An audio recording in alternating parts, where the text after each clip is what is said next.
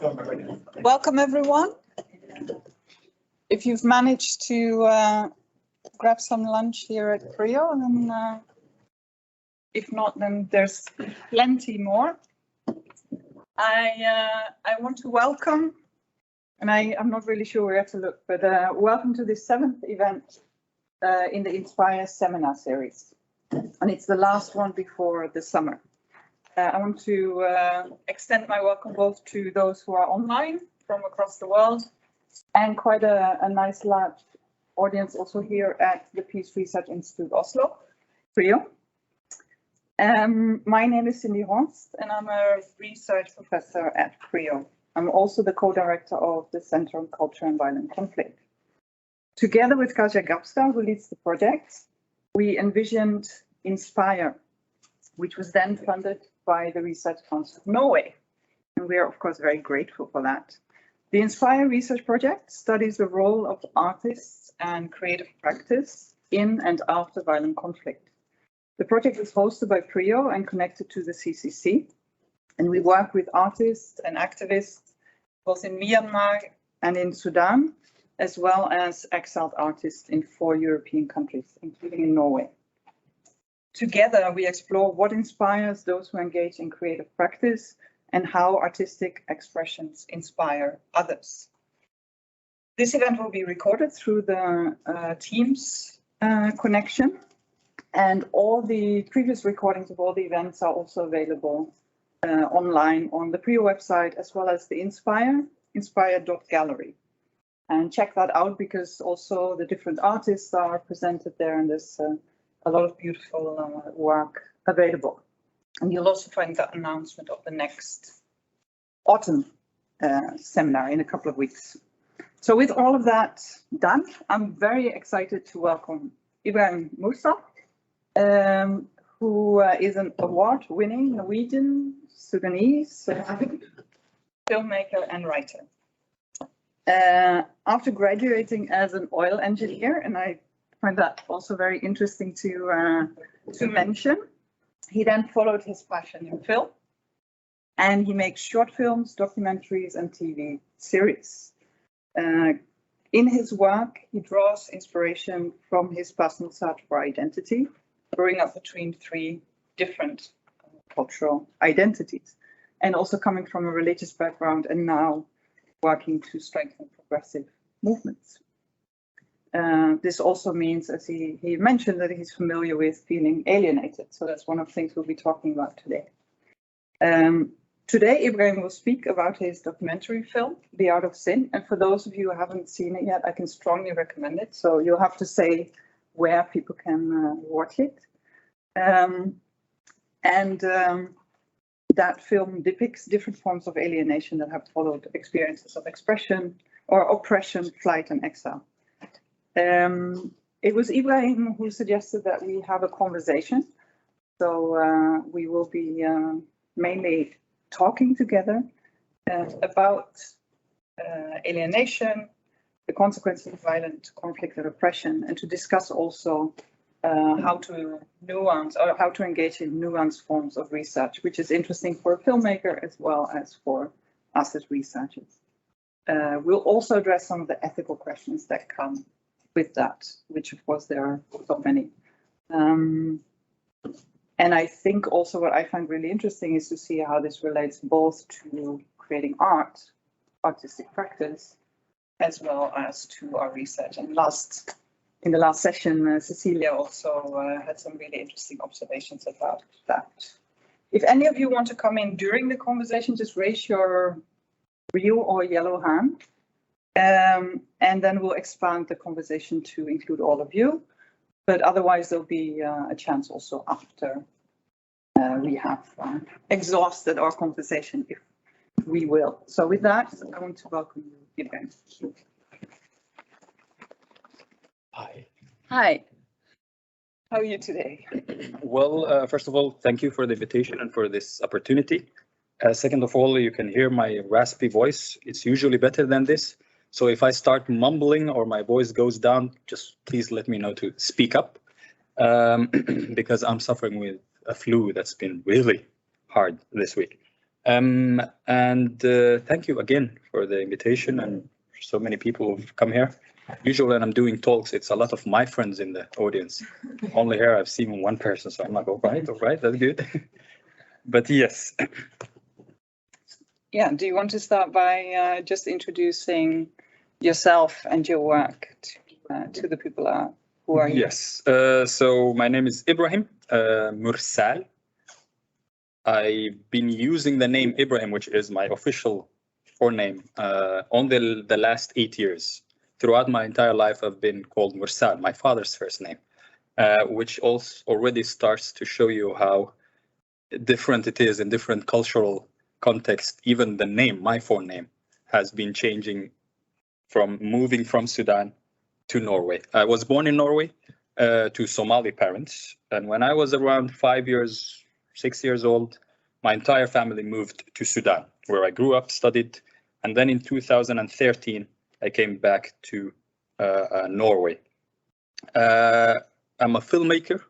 I'm also an advisor in an organization that's called IPPF Norway, International Planned Parenthood Federation. So I'm a film advisor in that organization, which works with sexual and reproductive health and rights. So the human rights, but the more, I would say, controversial human rights, abortion rights, LGBTQ, and sexuality education. So I make films about these topics also. I never studied film. I studied oil engineering. And I did that for my parents. It was, being a filmmaker is not a valid option when you grow up in Sudan. So it was like what makes the most money, and oil engineering was the more feasible option. So I went into that, worked a little bit in that sector, which was something that can be made a film about in itself. I don't know if you've seen the Norwegian show Exit. It's a show about how horrible people who work in the money world are in Norway.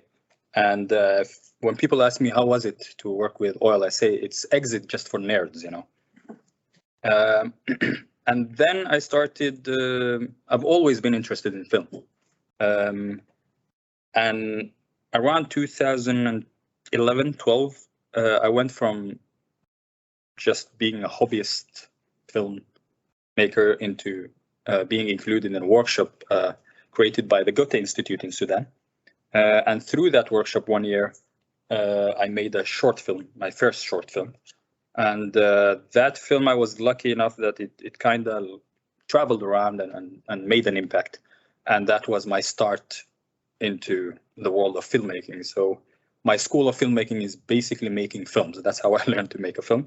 And I've been quite blessed to have made some films that opened a lot of doors. One of them is The Art of Sin that we will be talking about. And through that, being invited into cool events like this. When it comes to the type of films I make, because of my background, one interesting thing that happens when you come from so many different places is you become very good at storytelling, because even the simplest questions turn into complicated answers, long answers. A simple question like, where are you from? I usually have to tell a story whenever I get asked that. What is your mother tongue? Is a question that is supposed to be very simple, but for me, it's very interesting. I have 3 different languages that I've learned throughout my life that I thought or still think are my mother tongues, because as a kid, I used to speak. My mother tongue is supposed to be Somali, for example, but I remember clearly being into a Somali school and learning it in class. I'm most comfortable with Arabic, but I learned Arabic when I was 9, 10 years old. And now I work in Norwegian. I was born in Norway, but I had forgotten Norwegian completely when I left Norway and had to relearn it when I traveled back. So my storytelling interest started from the basic need of telling a story every time I receive a simple question. And that's what I've been, it's very kind of like narcissistic to say, but I like to make films based on experiences that I've had or questions I deal with. I'm a storyteller, but I'm also a question explorer.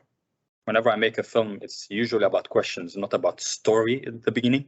And then we find the story that kind of puts all the questions together. And some of the questions I've been interested in throughout my entire life. And this seminar has been actually very nice because in preparation for it, I used to take walks and thinking about some questions. I'm like, whoa, there are some parts of me that I haven't actually face on. And one of those things is, why am I always interested in questions about identity, which all my projects in some way, form are about, and not just identity, which is a big word. I don't even have a definition for the word identity, but the identity building process.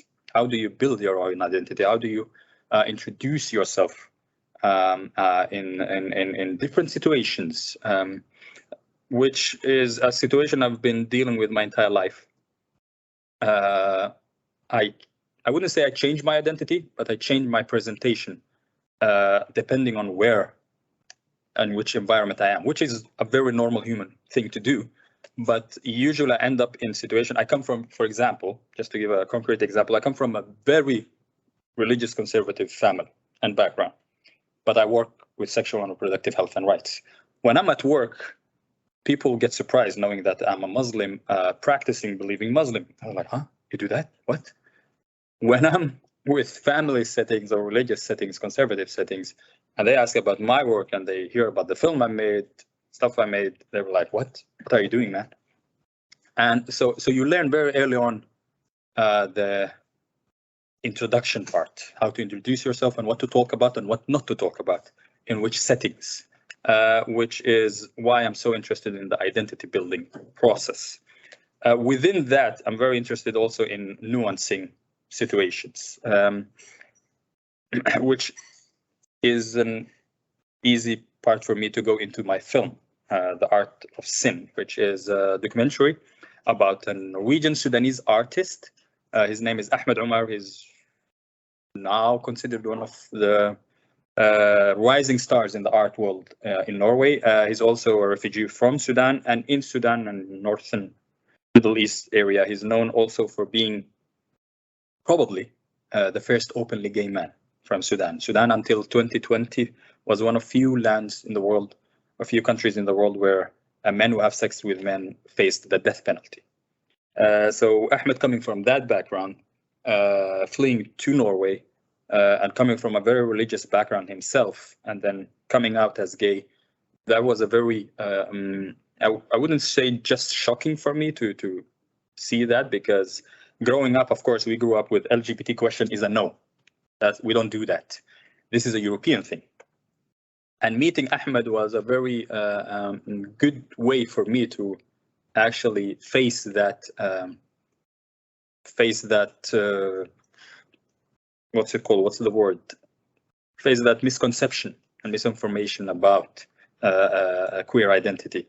And while making, so I started the whole film idea started with just me with my camera going and meeting and sitting with him and asking him questions, different questions, easy questions like, hi, you're gay, when did you realize you're gay, to more difficult question, but what is being gay? Are you gay because you're gay, or are you gay because it's cool to be gay in Norway? Like very stupid questions, but I was also very vulnerable in putting myself as a character in the film and facing my misconception, misinformation, judgmental thoughts, all of that in the film. And through the journey of the film, we kind of work through that also, because it's not a minority's responsibility to teach people about their lives. But I was lucky that Ahmed was open enough to answer honestly about his life and his challenges and his journey. While making the film about Ahmed, we traveled back together to Sudan while the death penalty was still in place, so he can meet his family and be reunited with his mother. So a big part of the film is about that. And while we were preparing for that, that's when the film's journey went from portraying Ahmed to actually portraying this nuanced picture of Ahmed, because he's an activist. He's known as an activist. He presents himself as an activist. We have some stereotypes of being the hardcore activist, was always standing up and doing the tough work and bringing all these different difficult but important questions to the fora. But I was interested in what's behind all of that. How does an activist deal with the activism? How does an activist answer the big questions? How does he deal with his own family? Family is important, for example. And that's an example of how I like to take big questions, big themes, and just focus on some very practical situations that that can be explored more in depth. I took a clip with me from the film that kind of explores that, and it's a clip from the middle of the film where we're preparing to go back to Sudan. Throughout the film, Ahmed has been telling me about his life, himself, and what he does to stand up for himself. One of the things that was very important for him was his hair. It was his revolution, he said during the film. He grew up his hair in this very beautiful thing you're going to see as a way of resisting, as a way for standing up for himself. And I follow and I ask him a lot about the hair thing, because it's a very, when you meet him, it's a very interesting thing. The first thing you notice is his hair. It's kind of like an artwork, the way he cuts it. When we was preparing to go back to Sudan, he faces a very difficult situation where he kind of has to make a compromise. And this scene is about that, so we can actually watch it and then come back to it.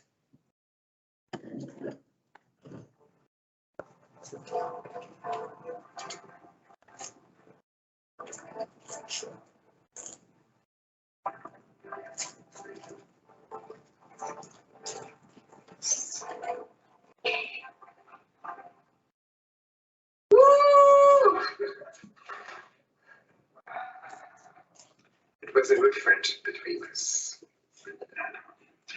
You have never disappointed me, while everyone did. ما أعرف السودان لأنه لي 10 سنين 10 سنين ال10 سنين دي في ناس كثيرة مشت من الدنيا دي، في ناس كثيرة قاعدة الدنيا دي، وببساطة كده بس خايف من إنه في ناس مهمين دايما أشوفهم. عايز بس إني تشوف إنه يعني إنه أنا بسمع زول بس مرتاح أكثر.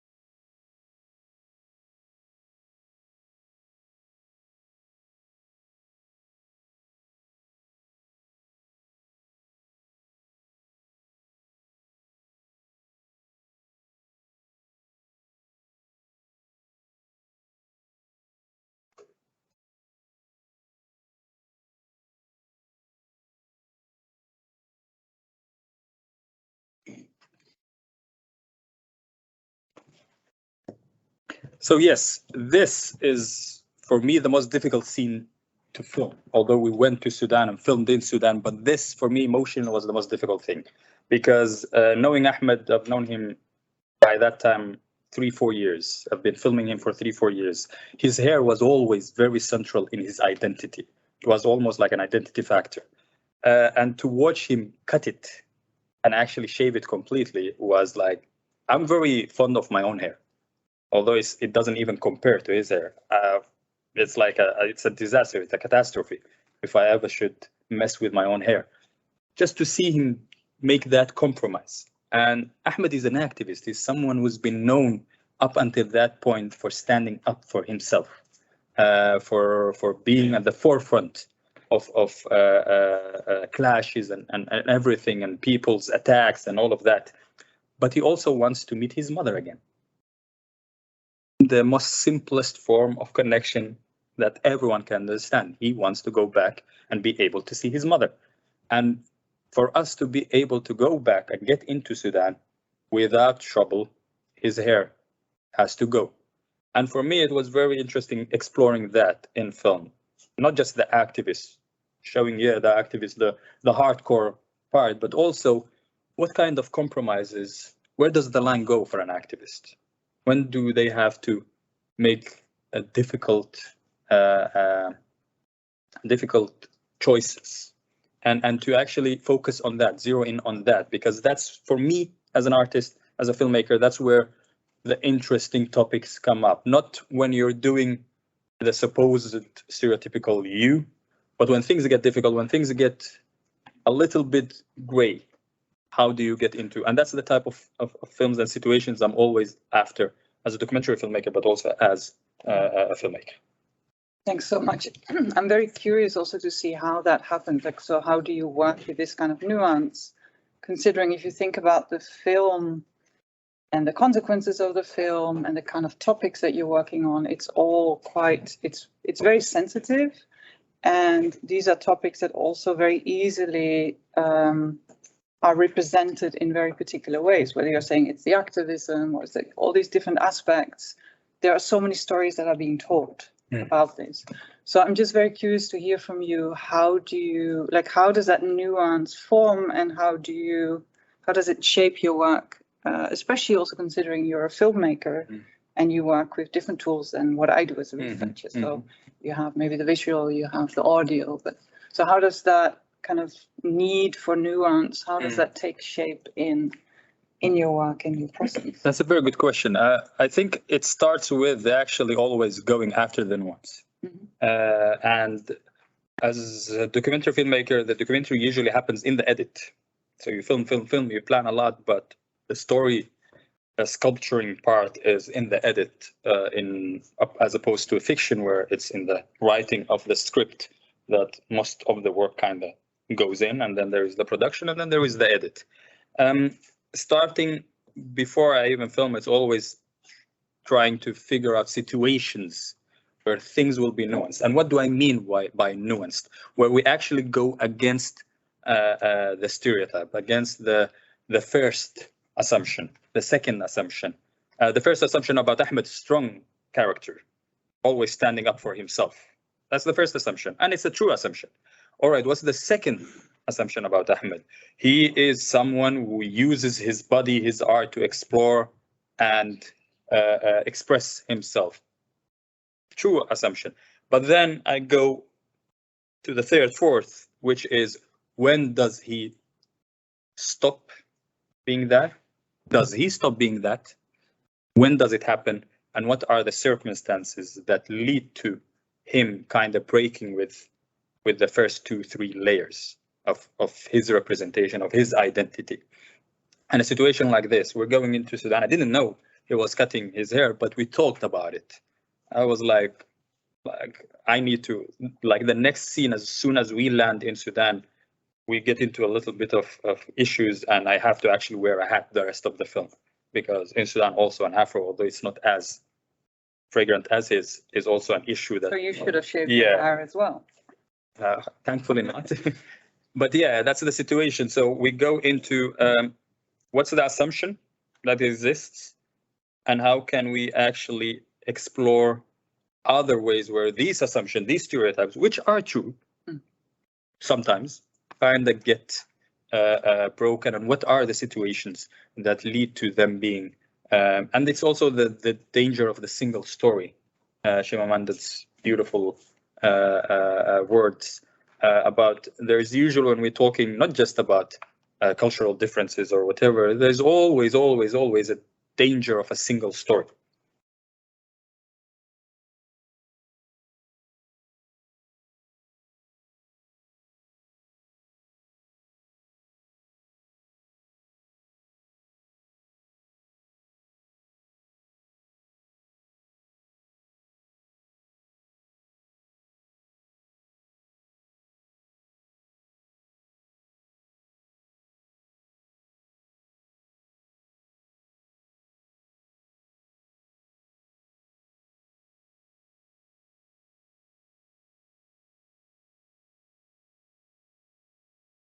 And I would be really interested to know how you do it, for example, in research, which is more detailed in a way. Yeah, no, I was just going to say that because I have a similar urge to counter stereotypical kind of stories that are out there, but it's really difficult to then not fall into the trap of then just kind of focusing on the counter story, because it's the one story that's talked about a lot, so you focus on the counter story. But that really means that you're losing that kind of nuance. And of course, the advantage with research is that you're, as an anthropologist, because I think it's very important also to not just say research, because my colleagues who work as political scientists, they all work very differently. But as an anthropologist, the one advantage I do have is that I really try to understand a situation quite holistically, and as Cecilia also said last time, postpone the analysis and postpone the kind of assumptions based on what you see as long as possible, which is exactly why I think art is really interesting, because then if you can work through the visual or through the audio without some of these pre-assumptions that we have as researchers, as human beings, without all these kind of theoretical assumptions, conceptual assumptions, it's really, really difficult. So, but first to be aware of that, and then to look up at a situation holistically from different perspectives. That's what I try to do. But I think my biggest risk or my biggest challenge is that I am also, working on forced migration, for example, the human consequences of violence. There's so many stories out there, and I am also passionately driven by countering those stories. Yeah. So I really like your way of saying, okay, well, there are these different assumptions, and then the complexities and nuances come from, from a range of layers that you're going. Yeah, and as a storyteller, for me, that's where the interesting stuff happens, like where the quality of a story actually gets better. Not what does Ahmed's hair mean for him, which is a good question, yes, but it's the first question you would have thought about when you see his hair. But all right, but has he ever had to cut it? More nuanced, more detailed, but an interesting situation where something entertaining, entertaining is maybe the wrong word, but something that captures you as an audience happens, where you actually reflect on, where does my own line go? What can I compromise in, and where do I put the line and say, no, I'm done with compromising? For me, it's also very interesting because when we work on the human consequences of violence and oppression, there are also very particular ways of thinking about those topics. And this kind of cutting of the hair is kind of, okay, that's maybe a form of, there's something of oppression there, right? So you're not able to express yourself in your fullest self, which is happening to so many people across the world, every kind of every day. But in this situation, I don't know, it may have led him, if he hadn't done it and he would have gone back, he might have faced arrest, or I don't know. I'm not really sure, but maybe you can say something more about that. But just this kind of, what does it really mean to be oppressed, to not have, what are the different nuances of that? It's very explicit in much of the research we do, because we could look at people who are tortured. We could look at particular aspects. So also for that kind of, okay, what type of oppression does it actually represent to film this guy cutting his hair and really seeing also what that does to him? And of course, in the course of the film, it's already very powerful here, but seeing it in the course of the film even more so. His kind of struggle with adjusting in order to be with his family and to go back home. And it kind of goes back to what I was talking about in the introduction about presenting yourself or introducing, and what do you choose to introduce and what do you choose to present. The reason I followed Ahmed and what the film at the end ended up being about is the identity building process of someone going through a very difficult and interesting challenge. He is gay, very proud of that. He is Sudanese, very proud of that. But gay and Sudanese usually don't mix very well. How does he put these two parts that are very important in his own identity together? And does he form them together using art, because he's an artist, to explore this process and express this process? And the cutting of the hair, for example, was very important for the security reasons before traveling to Sudan. We traveled underground, so it was very important that Ahmed wouldn't be recognized. And because we were meeting a lot of LGBTQ people who live and work inside of Sudan, it was very important that we don't create a lot of attention around ourselves. So he went from being known as being a singular expressive person in his clothes, in his way of presenting himself, to actually having to in a way hide himself, go back into the closet some way. But why? So he can reunite with his own mother, which is an important thing for him.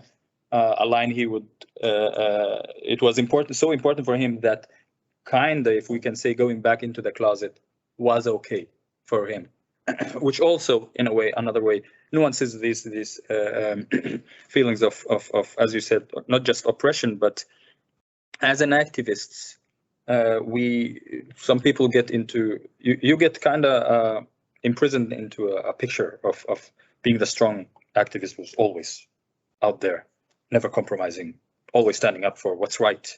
But activists are humans. People who stand up for human rights are humans. And it doesn't go as ABC as people think. So that's the reason I showed this clip, was to kind of give a concrete example of how I approach these big questions in my work, not just identity and the identity building process, but also how to nuance the stories I focus on when it comes to exploring these topics, because there are very big questions. And I'm left with, so one of the things that I've been wondering about quite a bit is how do you manage to do this? Because one thing is representing someone else's story, which I think is also, I find is also always quite difficult to do. How do you do that in a way? And now also, of course, you're talking about his experiences. So it's all this, which I'm sure you're also asked to do when you present the film. And it's about you, but then talking about Ahmed. So it's representation, but it's also very much about the consequences of that representation. It's the consequences for Ahmed himself. It's the consequences for the community, maybe for the larger society. So kind of thinking about all these things, I'm like, how do you, like it's much easier not to make this film, basically. So where does that come from? Why do you have to do it? I mean, I'm very happy you did. Don't miss, but there's a lot of responsibilities and a lot of kind of ethical mindfulness that you're going into. Why do you do it? I think the ethical part is the most important thing, and I really like what you said. I'm representing Ahmed. Ahmed could speak up for himself and do all of this. And what I'm saying about Ahmed is my version, the reality of min opplevelse, Norwegian word, of Ahmed's journey. And the question then becomes, first of all, who gives me the right to do that? And what kind of responsibility do do I have a responsibility? That's the first question. Is there a responsibility with this? And where does it start? Where does it stop? Usually because this documentary, and I'm now developing another documentary also, kind in the profile world where I'm following one person. It's usually the closer you are to the person, and the more I feel, and here the documentarians are very different. I feel the more involved they are in the process itself, the more authentic the film is. So I used to talk film with Ahmed, scenes and the setup of the scenes, and where I'm thinking this scene will work in the film, and stuff like that. And I try to involve him as much as I could. But also there is another ethical question: when does it become a film about Ahmed, and when does it become an advertisement for Ahmed? Like, as a filmmaker, that's a documentarian filmmaker also, that's a question you always have to ask yourself. When are you advertising for the person, and when are you making a film about the person's journey? So it was always also clarifying the rules. I'm not making an advertisement about you. I'm telling your story. You're trusting me with your story. That's nice. Thank you. And that's basically the main motivation to tell this story well, because there's somebody trusting you to represent them to a wider audience. But always remember, this is not an advertisement for you. So you don't have any say in what the final picture will be. And having honest, they're difficult conversations, but having those honest, difficult conversations in the beginning, but also often throughout the whole process. We filmed 4 years. It's very important to clarify the different circumstances that you can find yourself falling into. Another part is the representation, because the reason we went to Sudan was, for me and Ahmed, it was important that we not end up being the two guys who are sitting in Europe talking about how difficult it is being gay in Sudan. That is also where, in the film, I'm still representing them, but at least they're sitting there telling their stories directly. Ahmed is sitting there telling his story directly, which is a very different situation than me and Ahmed sitting in Oslo, in the safety of Oslo, talking about them there. So we took the risk of going to Sudan and doing all of this and probably ending up arrested or whatever, because it was the ethical line for me as a filmmaker went there. I'll never make a film while I'm in the safety of Norway about people living forms of oppression in another place, and then being like, yeah, it's very difficult down there, but yeah, good luck. And I think there also what you did was quite nice with Ahmed standing in front of those people, so you couldn't actually recognize them. But there is, of course, a risk involved for them as well. Were they also involved in kind of looking at the film and kind of seeing how their stories were represented? Yeah, so we sent them scenes, the scenes after we edited them together, to kind of citat check, quotation check, but also so they are involved with that process, so they know what they said, because it was a long conversation. When we were filming with the activists, we sat for 6 hours, one long conversation, just filming the whole day, and it was by design by me as a filmmaker. I knew in the first hour people will be very guarded. They will give you the answers, the press release answers, the more trained answers. But as soon as hour 3 started, that's when people start to get relaxed and start to becoming more personal, more real. But that also carries a huge risk, because you don't want details or something that can put later somebody in danger. So that was one thing we did, sending them the final edited scenes so they could look over and say, yes, this will not cause trouble for me, or I'm not recognizable in these scenes.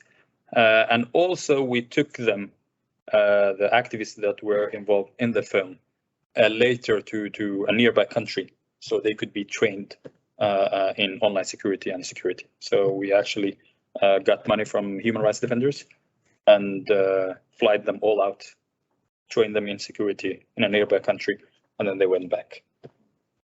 to just ensure before the release of the film that once the film is out, you know how to kind of take care of your own security online and offline, of course. Just looking around a little bit in case we are talking too much. There's no space for asking questions. But oh yes, there's a question. Yeah. Did you made a deal with this person about? So you didn't allow to make an advertising movie about it because I'm a filmmaker, so a friend of me made a film about a really visual person lost all years ago, and they ended up that the film was never shown because this guy wanted the film to be just him. And that's difficult documentary sometimes. Yeah. Because did you get any problem with him? No, actually, the paperwork in the beginning was on place, that picture release and all of that. But it was also important that me and Ahmed were always on the same page from the start till the end. And it was it's like a huge trust thing, and a very beautiful, for me, it was very emotional declaration of trust, because he is a perfectionist, very meticulous about everything he does. So for me to be actually allowed to tell an entire story about him and present him to the wider world and parts of his life, there was an agreement that I'm not making advertisement about you, the final cut is mine, but I want you as much as involved in the process as possible. And that was not just one conversation, that was an ongoing conversation all the time. And whenever there was a situation where it felt like things are starting to go from film to advertisement, it was very important to say, hey, remember, I wouldn't tell you how to paint. Yeah. Let's not do the same thing in the other direction. I wouldn't say it was a deal, a contract, although there was a contract, of course, for legal reasons, but it was a more an ongoing conversation all the time. And usually what I feel is it's important to check in all the time, because you start in one situation 1 year going very well, but suddenly things change. And as soon as you lose the communication, people start assuming. Once assumptions are in the picture, that's it. Bye-bye. You've lost the relationship almost. So it was very important to check in all the time. Sometimes you'll be like, why do you keep asking these weird questions about advertisement and blah, blah, blah? I know, stop taking it up all the time. But it's important to always ask again and again, periodically. And whenever you feel like something is starting to happen, there is a vibe starting to build up, let's take a talk, let's take a walk. But it's a big risk, of course, because you never know. Somebody suddenly says, I'm out. This is not representing me anymore. What do you do? For me as a documentary filmmaker, it's a nightmare. But you also see it in the field that sometimes it happens. You hear some stories that it happens, and then you're just like, God, please don't let it be me this time. But yeah, thank you for the question. Very good. Can I just ask you also, because you've been saying that this film is about alienation, and my work is increasingly also about alienation. So whether you could say something about that, and especially this comment that you've made, like, okay, well, there's a difference between exclusion and alienation. So just to introduce that topic in relation to the yeah. So this film is about obviously exclusion and situations where someone is excluded. It means you want to be a part of this group, this situation, this society, but you're excluded from it. It means I want to be part. There is another part saying, no, you're not a part of this. Ahmed's queer identity in a Sudanese setting is a good, clear, direct example of that. But it's also a film about alienation. In a way. And my own definition of the difference between being excluded and being alienated. Excluded, there is another part saying, no, you're not part of this. You're not one of us. Alienated, it's you were saying, I don't feel home here. I don't feel fully in here. It happened with me, for example. I'm born in Norway. work now in Norway, been living almost half my life in Norway. I don't feel excluded in Norway very directly, but I feel 100% alienated in Norway. And that's the other project that I will present later, dives deeply into that. So the alienation part is usually something internal. There are factors around you that make you think, yes, they're saying, yeah, you're welcome, you're one of us, but I don't feel fully one of you. There's something just not connecting. There is this very funny Twitter discussion that's been happening a week ago, Swedengate. Have you heard about that? Swedengate. There was this huge worldwide hashtag trending thing, and it's called Swedengate. Please check it out later. And it's about how Nordic countries deal with guests. And people started from Reddit sharing experiences where they, as kids in Sweden, would visit their Swedish friends, ethnically Swedish friends, and then while the family was having dinner, they will be sitting in the room. And people worldwide were like, we can't understand, that's impossible. Like, no way that can be real or this is happening. And people started sharing that. People from Norway started sharing that. It became kind of like a Nordic trend where feeding the guests is not as universal as everyone thought. Which is very interesting, because when I first was reading about that, my mind couldn't compute, but I also grew up in Norway, so I understand it. I felt that thing where it's like, you're a guest, like it's not a discussion. You're gonna be part of this. But for another societal norm, it's the complete opposite. No, the family time, it's family meal. You're gonna be in the room while everyone is eating, and the entire world just melted down. People were like, this is impossible. There's no way an entire society can be accepting of this as normal. The reason I mentioned the Swedengate is it's a very clear example of when exclusion and alienation start getting into one another. You're welcomed in the Swedish society, but I assume the part where it comes to how you treat guests is very weird.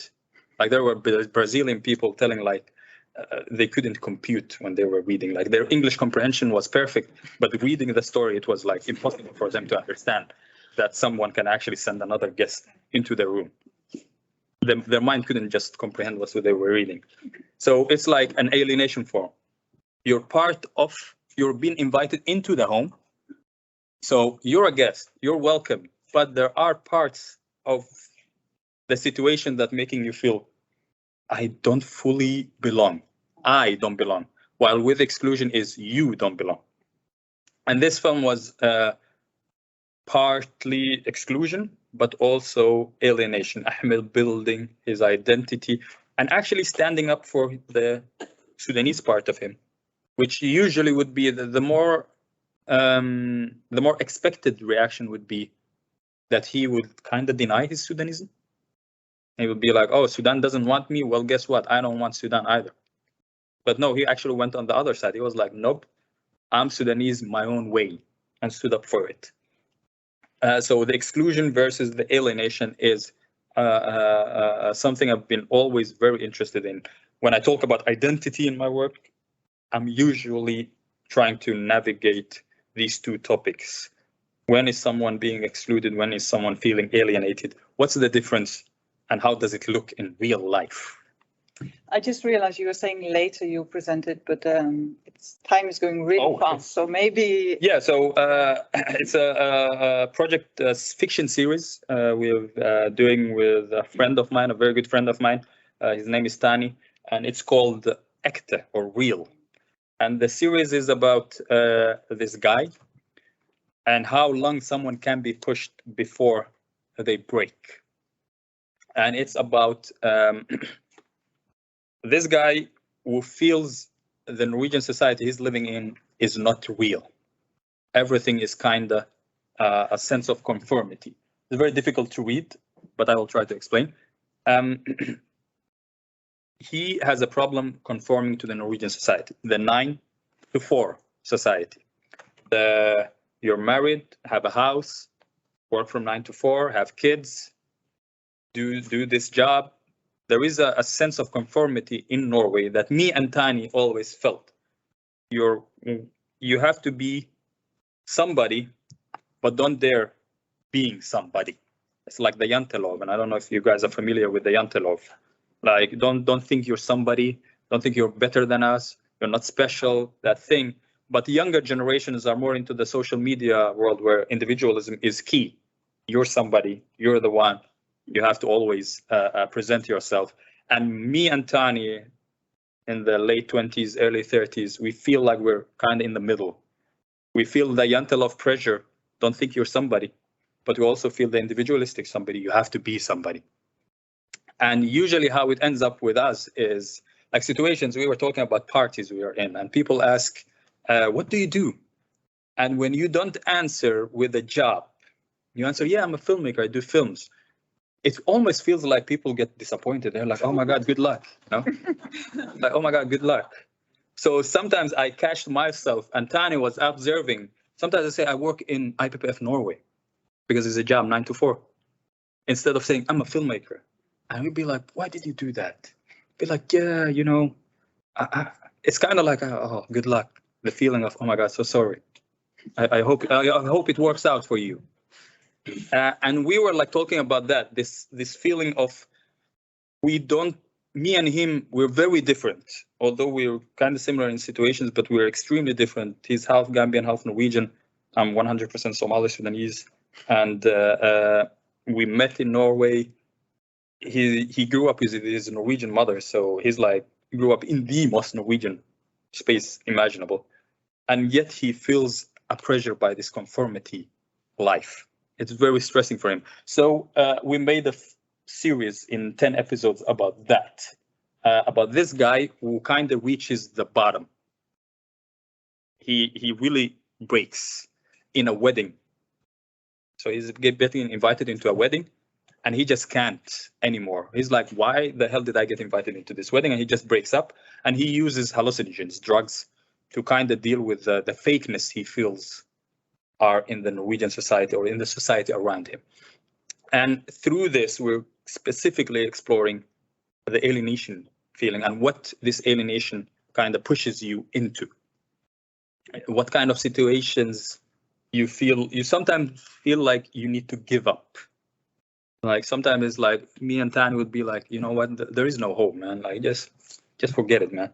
How the way you present yourself, is love real? Stuff like that. We usually talk about a lot of very big, deep questions, and we always add the word real at the end, which is a good exercise you guys can do. Like take whatever, like friendships. Is my friendship with this person real? Just add real. Is my job real? And start thinking about that. Where does the realness start? Where does it feel real? Yeah, it's a job. I do this 1, 2, 3. And where does it go into a conformity thing where it's like I'm following a kind of recipe where this is how I'm supposed to look? Can I just, because of course what you're saying here is very different from the fast, The Art of Sin.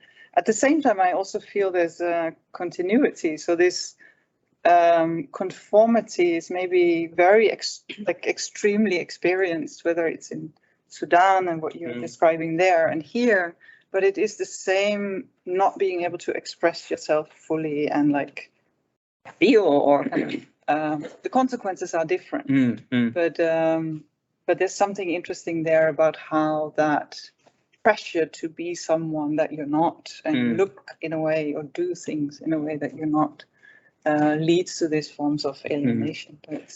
And that's the thing, you know, where nuance, back to that word, where does the line go? Everyone conforms in some way or another. You're somebody with your partner, husband, wife, partner. You're not the same person with your coworkers. Obviously, of course, that's being socially intelligent.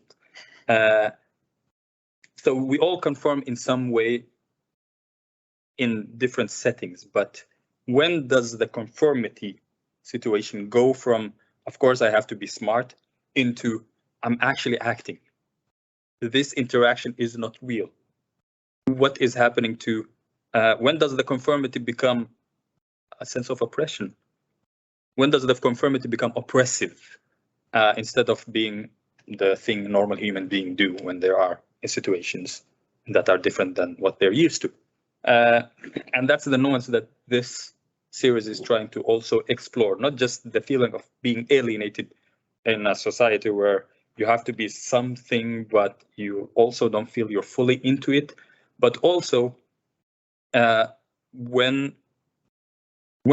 happens when you actually try to break out, which this character does to the extreme. He just goes completely bananas in 10 episodes.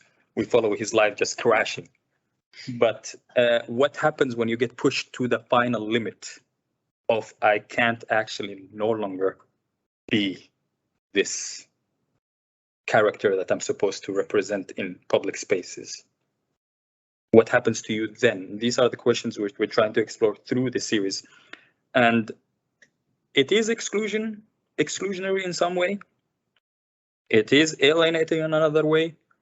And how, through practical examples, we deal with these big abstract ideas is what I'm interested in generally throughout all my work.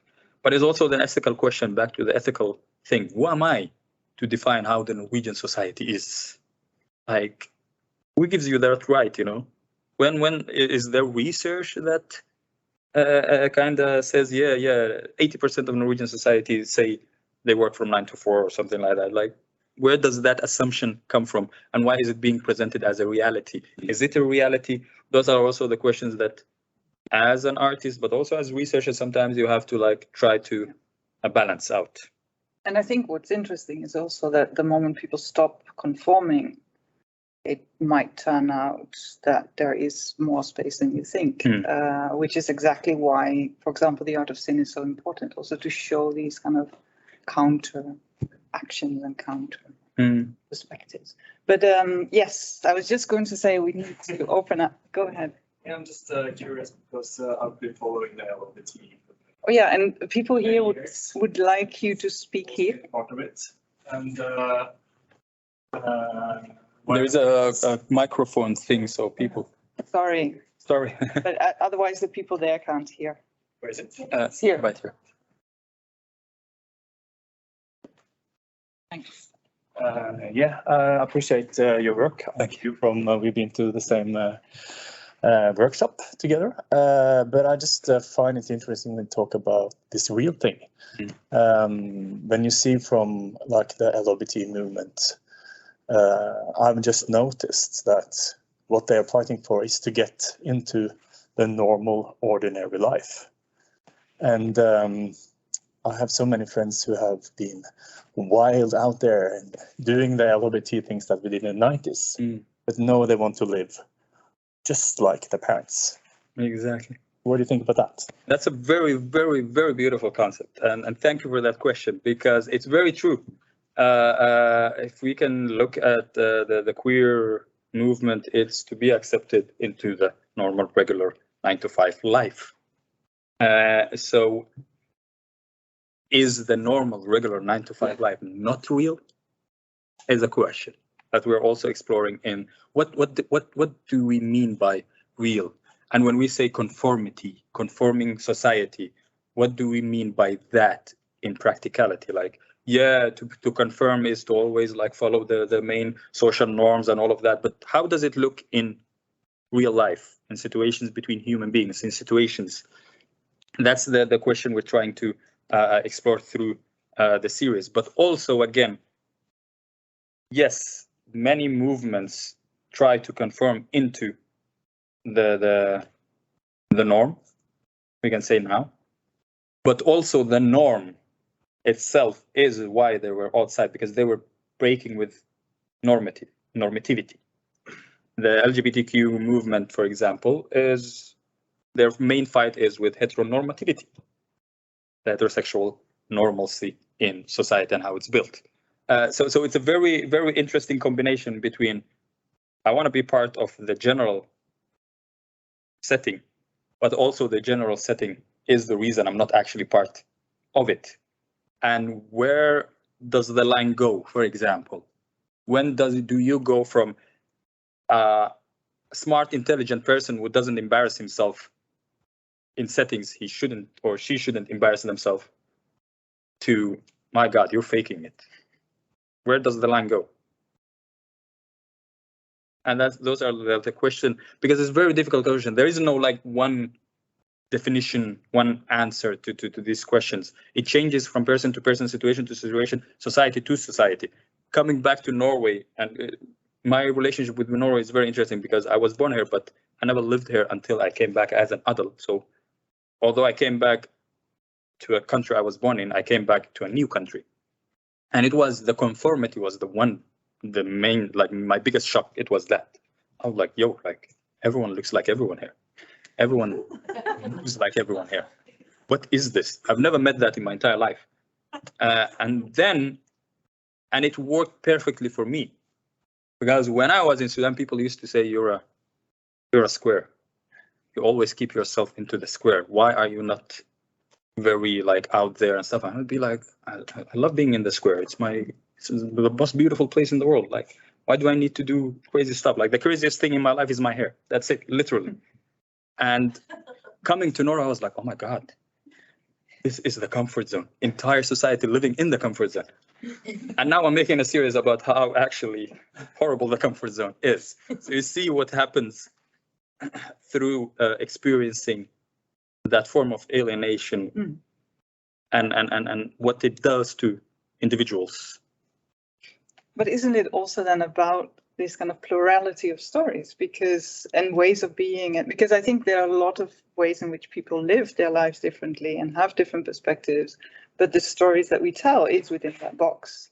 So at least maybe that's kind of my interpretation based on my own work, but it is about trying to say there's so many different stories, which I think is also interesting as a filmmaker. It's kind of showing all these different stories and not kind of sticking with this one way of representation, of being, and pushing that. And there I do think that in Norway there's a lot more pushing possible. And that's the thing we're trying to do with this show, series Ekte or Real. Back to the first point I was talking about, the dangers of single story. One thing me and Tani noticed, and Tani is an actor in theater and TV, and one thing he noticed was always whenever there is someone who's not white acting, it's usually about some way or another about them being non-white. The role has something to do with it. It's all the roles he gets, and we were talking a lot about that. So one thing we did with this series, this is a series that could have been, the entire cast could be completely white, but the entire cast is completely black. Everyone in this show is black, but nobody is mentioning that specifically. Like the entire series, nobody says one word about all the actors in the series being black. It's just their living series. And that was very important for us as a way to combat this feeling that we both feel that whenever our stories are told, they're told in this little box, how difficult it is to be a foreigner in Norway. And then we were like, yeah, but we also get through heartbreak and we struggle with paying the rent and normal human things. Can we not talk about that too? And this series is that. We're talking about things that have nothing to do with skin color, but specifically me and Tani made sure everyone, aside from two characters probably, are not white. And the only reason we did that was just so people will watch and feel connected on a human level to somebody who doesn't look like them and be like, oh shit, they too think about that? And that's the whole point, yeah. Oh yeah, could you also move forward? Sure. Thank you. Sorry.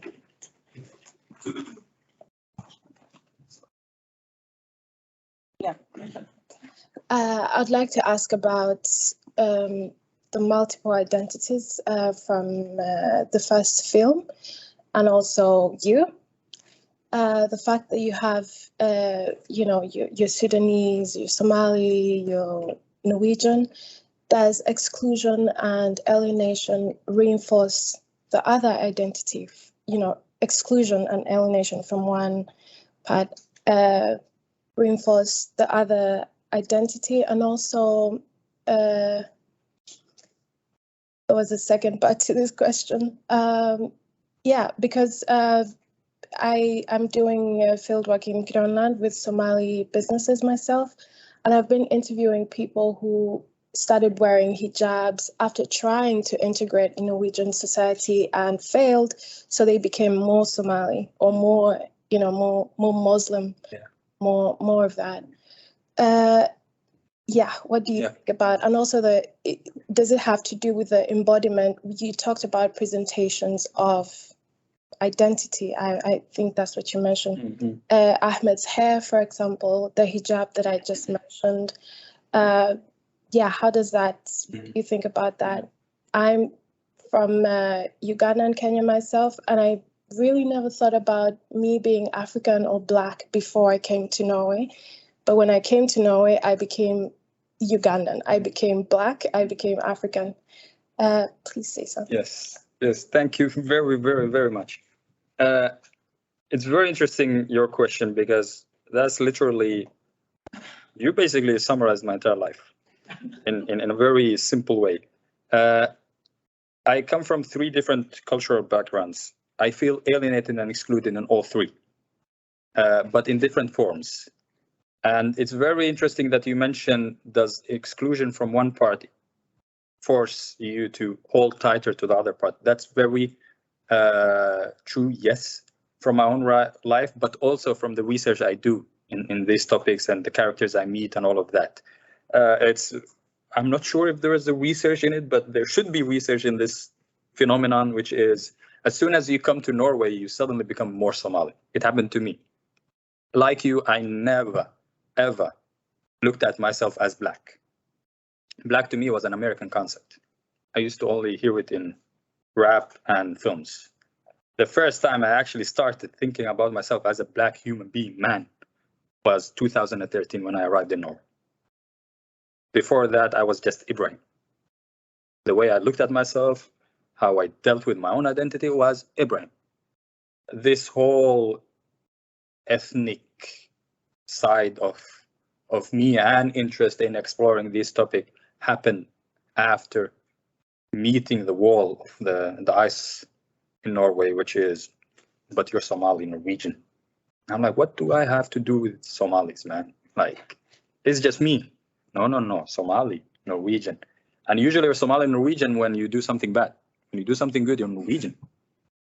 And that is very interesting. So I'm really happy that you're researching on that and looking at the researchers here.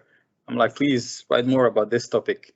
How one side of how being excluded in one part really reinforces the other 2 parts. This is very personal, but I feel my father is also kind of happened to him. My father is very religious, but there is this story about him finding religion when he moved to Norway, which, knowing my father's history, is very interesting, because my entire life he was the most religious human being I've ever met. Realizing, oh my God, there was another life before all of this. And it started when he came to Norway. It made me think about that. Maybe it was because he felt excluded here. And it was through religion he found the safety of belonging. And it is not just the alienation and exclusion part, because you also, like me, for example, I'm Somali 100%. I speak Somali fluently, but I also feel very alienated. I wouldn't say excluded. Sometimes you get excluded. They're like, there's the guy who grew up in Europe, you know. But still, a lot of the time I feel alienated. It's like me, we're not fitting in.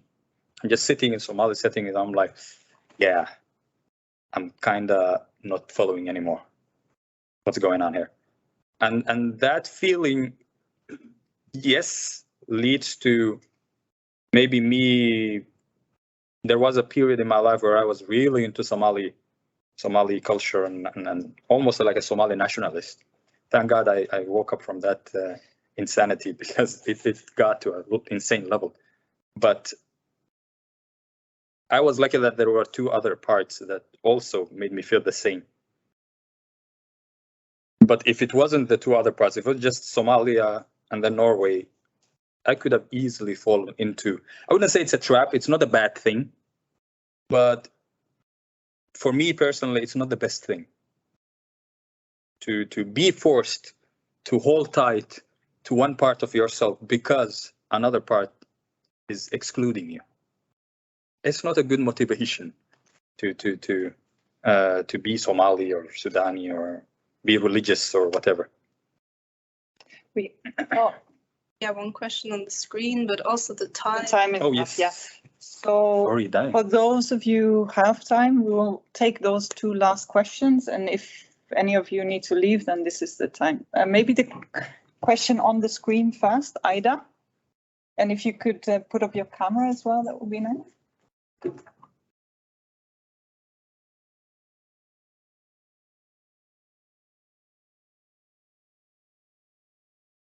Maybe in the meantime, you could come here. Yeah, thanks. I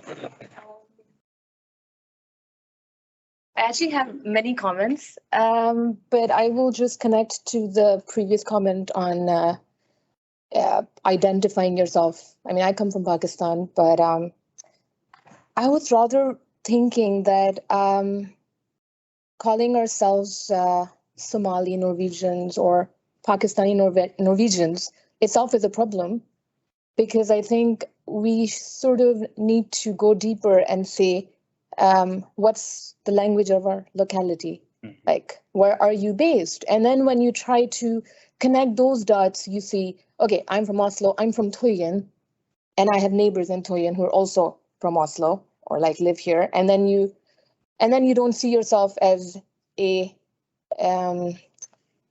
Somali Norwegian. You rather see yourself in a more, in a more smaller frame. Because also to call myself a Pakistani in that sense is like, I don't belong from Pakistan. I belong from a town or, like a smaller city.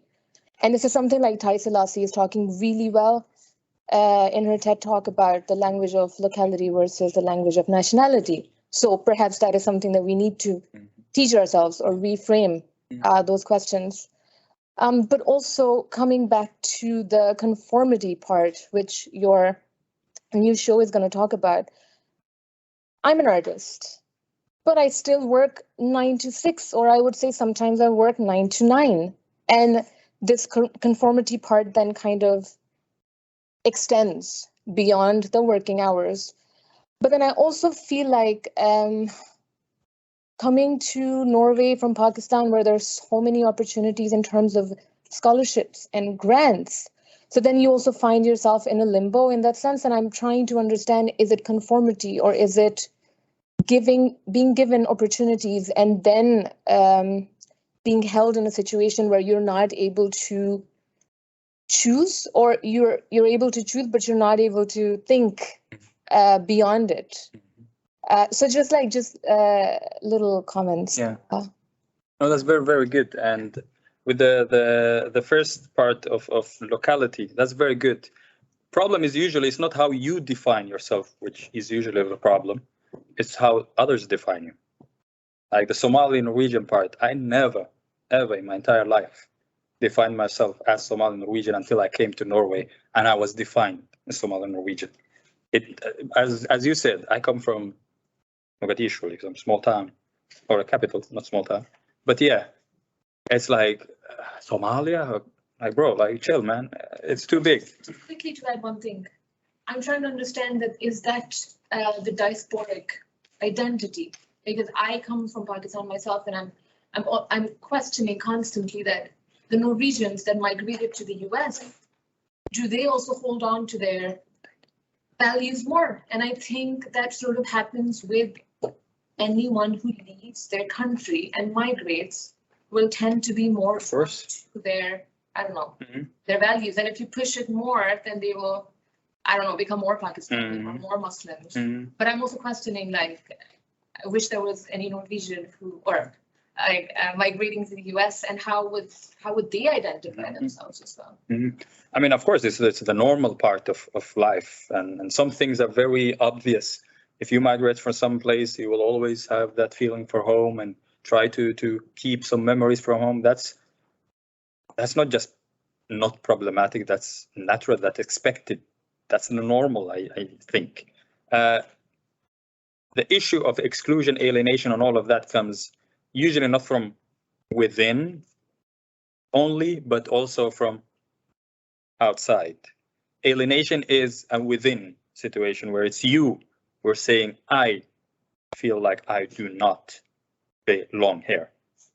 But it's as a reaction to a situation where you're like, these norms, this situation, this media picture, it doesn't fit me, it doesn't represent me. And then you feel alienated. Although some parts of alienation are, of course, natural and normal and expected, but my interest in work is where does the line go?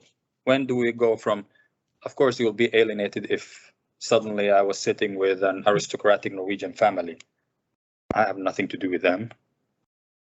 But where does it go from, of course, to, yo, this is not cool? Where does the line go? And it's a very changing line. It changes from one situation to another, one society, one identity to another. There was another question, or are we finished? I think we actually have to leave it at that, the usual ones. Thank you everyone for being here, for being interested, for the great questions. I'm sure like there's lots of thinking going on, so feel free to get in touch with us later as well. I'm extending that also to you, Ibrahim. I'm sure you're. And we'll meet again for Inspire seminars after summer, and you'll find more information on the website. Thank you so much. Thank you.